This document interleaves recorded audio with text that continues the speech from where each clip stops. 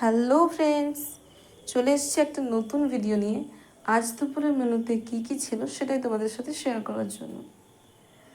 আজ দুপুরের মেনুতে মা বানিয়েছিল ভাত, কলমি শাকের ভাজা। কলমি শাক আমার খুবই ফেভারিট। এমনিতে আমি শাক পছন্দ করি না, তবে কলমি শাক পছন্দ করি। আর আজ মা মাঠ থেকে অনেক শাক তুলে এনেছিল, কলমি শাক, শুশনি শাক, অনেক অনেক। কলমি শাক ভাজার পর যেটা ছিল সেটা হচ্ছে শুশনি শাকের আলু দিয়ে চচ্চড়ি। তারপরেই ছিল শিঙ্গি মাছ আর কাঁচকলা দিয়ে ধনে বাটা জিরে বাটা দিয়ে একটা পাতলা করে ঝোল, যেটা আমার খুবই ভালো লাগে। অনেক মশলা দিয়ে ঝোলের থেকে এই ঝোলটা আমার দারুণ লাগে।